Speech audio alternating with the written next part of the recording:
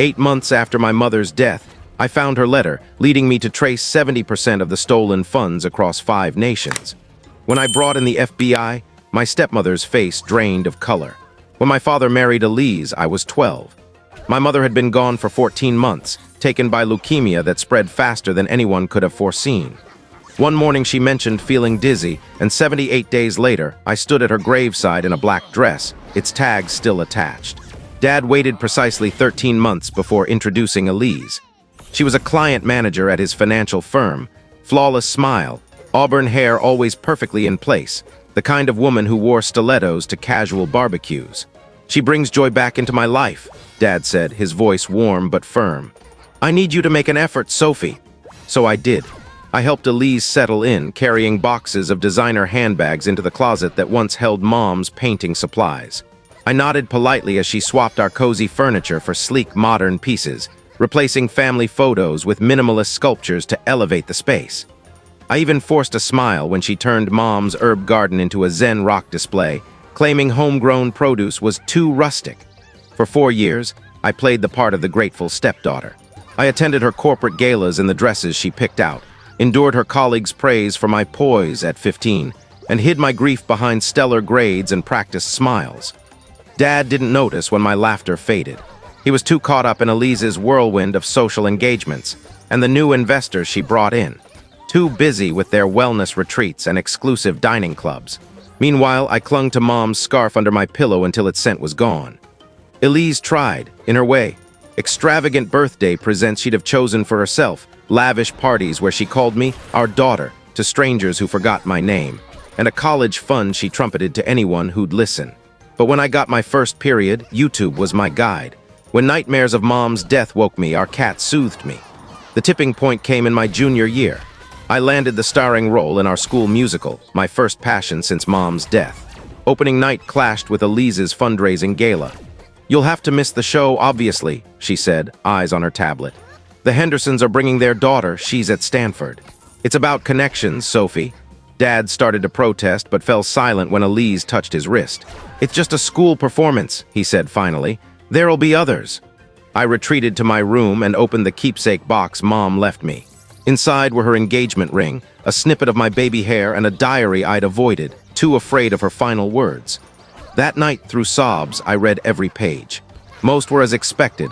Her dreams for my future, cherished moments, advice she couldn't give in person. But the last entry, written 10 days before she died, stood out. "If you're reading this, Sophie, you need to know about the safe deposit box. The key is taped inside the diary's cover. What you find there will turn everything upside down. I'm so sorry." The key was tiny, bronze, etched with the bank's name. The next day, I skipped class and visited Heritage Bank. The manager, who knew Mom's family for decades, said, "Your mother told me you'd come one day," and led me to the vault. Inside the box was a flash drive, stacks of files, and a handwritten note from Mom. "My darling Sophie," it began. "By now, Elise is likely fully woven into your lives. I've known about her for years." I read it 3 times, my hands trembling. Mom had uncovered Dad's affair with Elise 8 months before her diagnosis.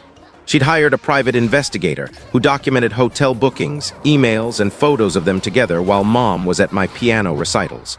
The investigator's report was meticulous.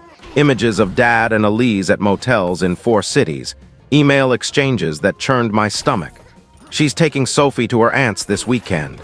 Come over. Can you imagine when we don't have to sneak around? Sometimes I wish she'd just vanish." That last one was from Dad, 5 months before Mom's illness surfaced. I sifted through bank statements showing dinners at upscale restaurants I didn't know, on nights Dad claimed he was at the office. Receipts for jewelry Mom never wore, a rental contract for an apartment not in our family's name. But there was more.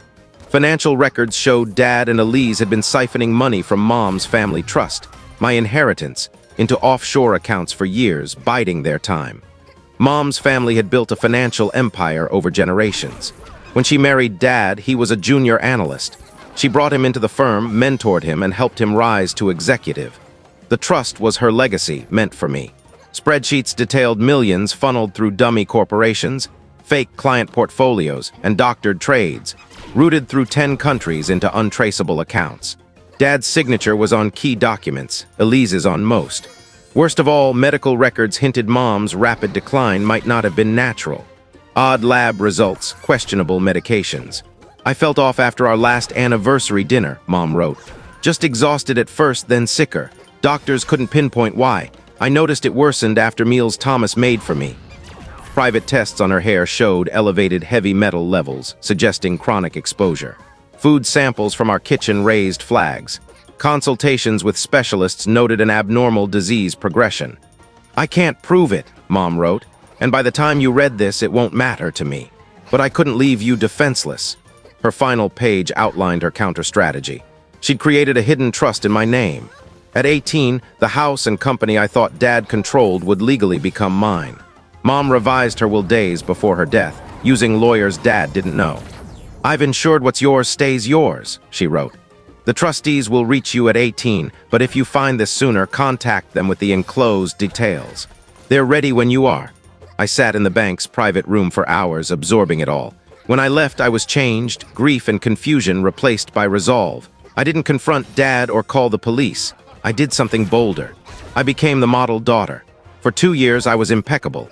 I aced school, joined the societies Elise suggested, and attended every tedious corporate function. I wore the right outfits, said the right words, and never let on what I knew. At night, I tracked their schemes. When Dad mentioned a tricky client or complex deal at dinner, I researched the companies, tracing funds through their web of fake entities. I built spreadsheets modeled on Mom's. My room became a war room. I hid a safe under my desk for copies of everything. I recorded family dinners and boardroom talks where they thought I wasn't listening, photographed documents Dad left on his desk, assuming his 17-year-old daughter wouldn't understand their weight. 8 months after finding Mom's letter, I was ready to meet her trustees. The envelope held cards for a forensic auditor, a financial crime attorney, and a retired prosecutor who'd been Mom's mentor. I met them at the prosecutor's home on a Sunday, claiming I was at a study group. I'd briefed them by phone, but seeing their faces as they reviewed the evidence was different. The auditor sighed heavily at the fraud scale. The attorney muttered in disbelief. The prosecutor looked at me with pity and steely resolve. "Your mother was extraordinary," he said. "What's your plan, Sophie?" I'd weighed my options for months. I could expose them immediately, sending Dad and Elise to jail. I could disappear until 18 and claim my inheritance. I could confront them head-on.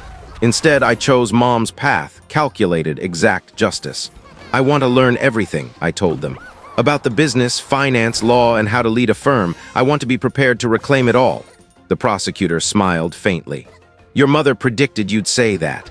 She left instructions for this choice." For 20 months, I lived 2 lives. To Dad, Elise, and school, I was the flawless, high-achieving daughter Elise could brag about at cocktail parties. But 4 nights a week, I slipped away to tutoring or charity work, actually rigorous training with my secret team. The auditor taught me to dissect financial statements, detect fraud, and navigate the complex transactions running the firm.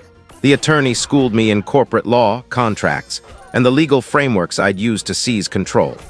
The prosecutor connected me with his network in finance, regulation, and compliance, people who admired Mom and were furious at what happened to her legacy. Meanwhile, I worked with Mom's lawyers to finalize the trust, evidence, and strategy. I graduated high school at 17, a year early. Dad and Elise were ecstatic.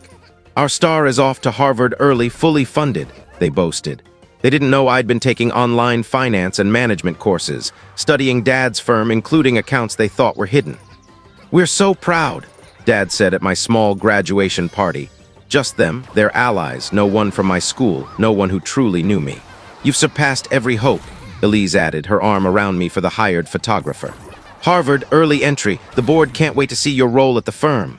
I smiled, knowing I'd own that board in under a year. That summer, Elise announced she wanted to adopt me. "You're my daughter in every sense," she said, touching my hand at her favorite upscale bistro. "Let's make it official before college." I searched her face for sincerity. Her smile was tight, her glance at Dad calculated. This wasn't love, it was strategy. As Dad's adopted daughter, I'd strengthen her claim to the business if he died. I hugged her, whispering, "Nothing would make me happier." "We should celebrate," Dad said, signaling for the bill. "A weekend in Nantucket, maybe. We could invite the Graysons, their sons at MIT." "Perfect." I said, recalling the dossier I'd built on the Graysons' failing biotech startup, propped up by a suspicious cash injection from Dad's shell company.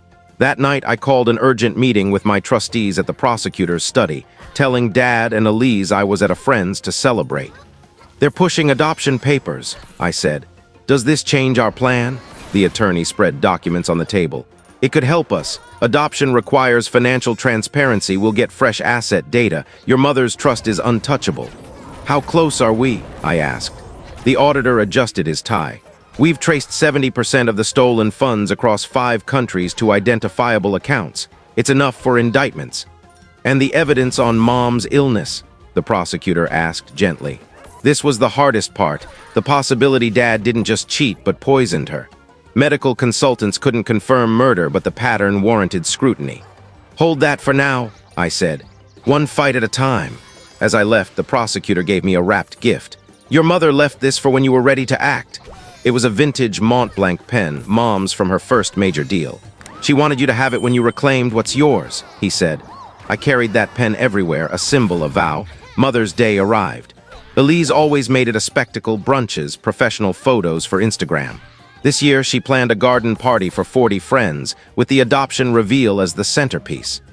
I spent the prior week crafting my gift, working late in my room, compiling records, annotating proof, designing the perfect delivery. The irony wasn't lost on me. This was the most thoughtful present I'd ever made her. The party morning was crisp and bright, ideal for Elise's orchestrated event. Caterers arrived at 6 a.m., followed by decorators, planners, and staff who turned our backyard into a pristine venue, erasing Mom's chaotic flower beds. I found Elise in her suite, surrounded by discarded outfits. "Which one?" she asked, holding up 2 nearly identical ivory gowns. "Valentino or Givenchy?"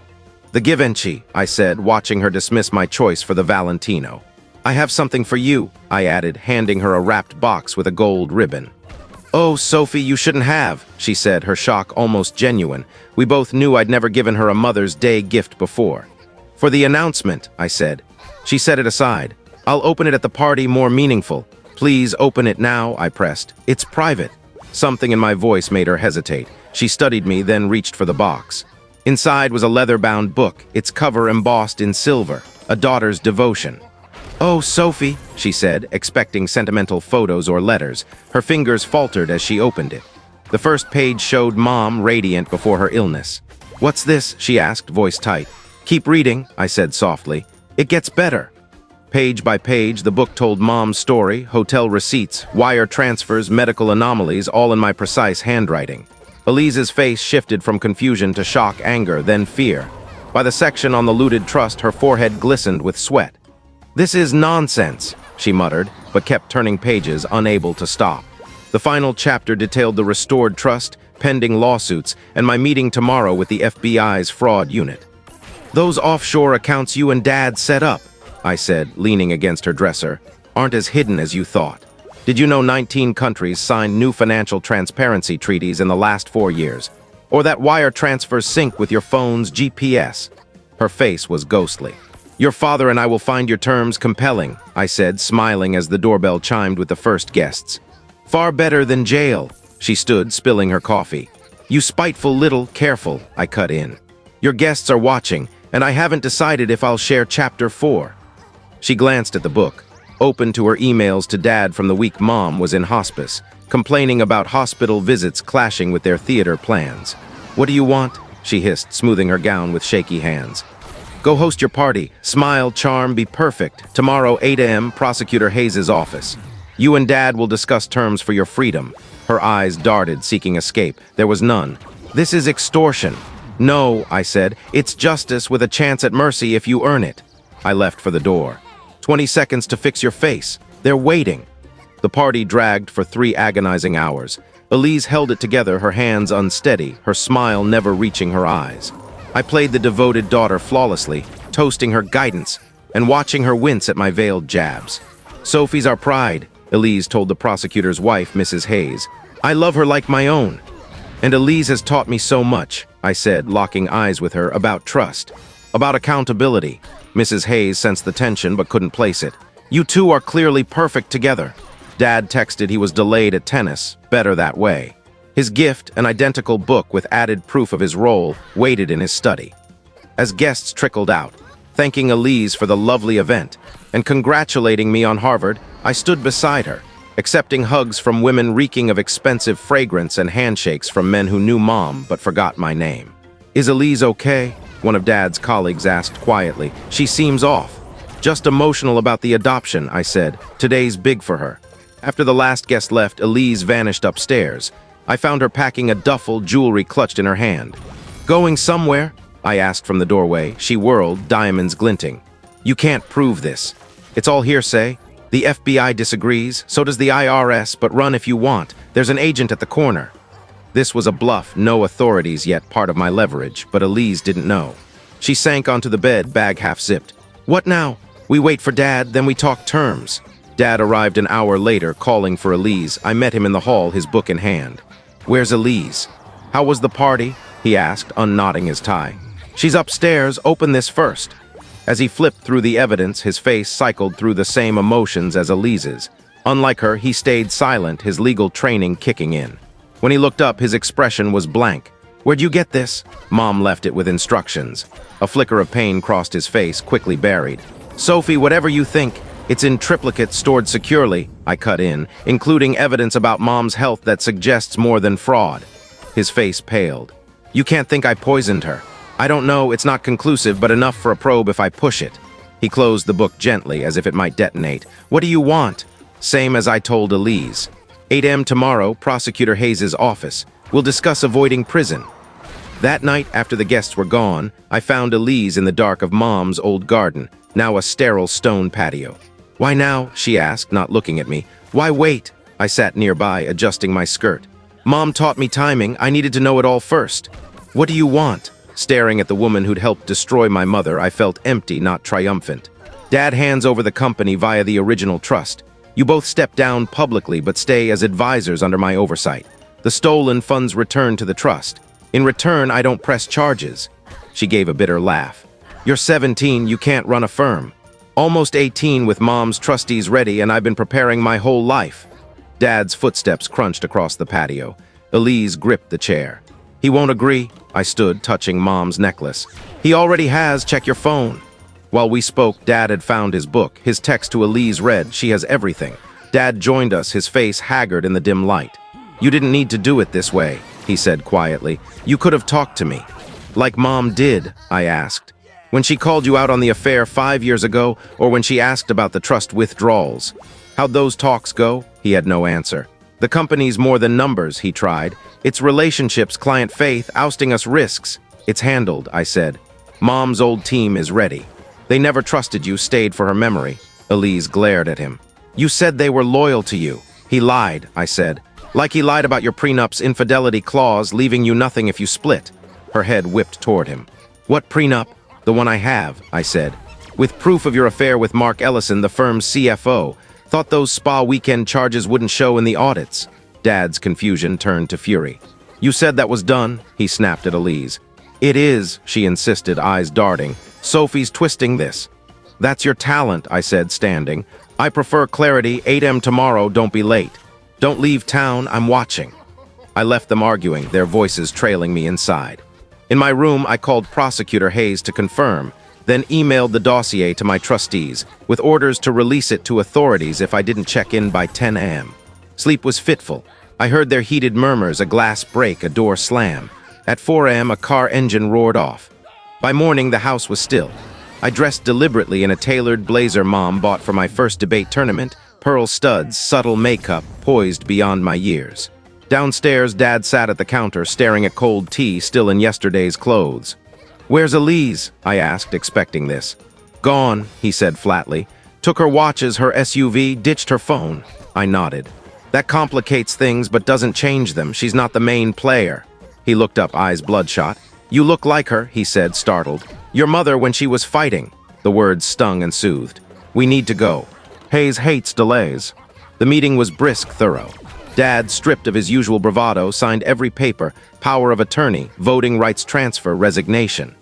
Prosecutor Hayes guided him with a calm voice and icy stare. "These terms depend on your compliance with the asset recovery team. Any evasion triggers criminal filings." Dad nodded mechanically. The public statement will cite family succession and honoring Elizabeth's legacy. Another nod. Sign here, initial there. The final document barred Dad from contacting me directly until I was 18, all communication through Hayes or the trustees. What? Dad balked. She's my daughter. Sign it, I said softly, or I release the medical evidence. His hand trembled as he signed, using Mom's Mont Blanc I'd brought. His shoulders sagged, aging him instantly. Can I explain? He murmured. I've read your explanations, I said. In your text to Elise, your memos on the transfers, your report last year positioning me as a symbolic heir with no real power. I get it. Hayes ended the meeting, noting a car waited to take Dad to a hotel. He could retrieve his belongings next week, supervised. As Dad passed my chair, he paused. Your mother would be proud, he said, and I couldn't tell if it was praise or accusation. I know, I replied.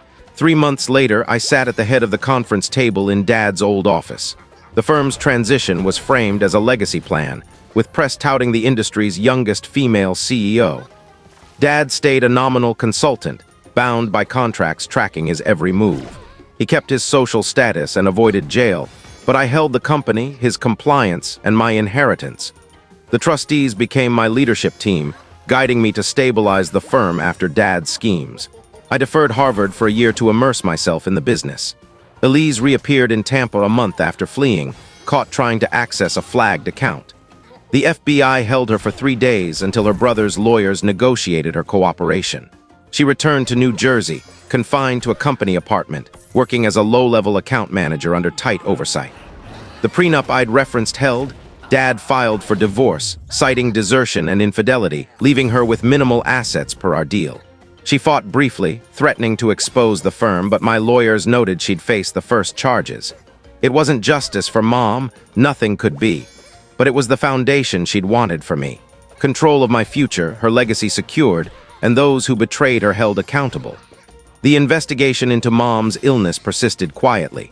I hired experts to retest hospital samples, analyze items from her dresser I'd preserved, and re-interview her doctors.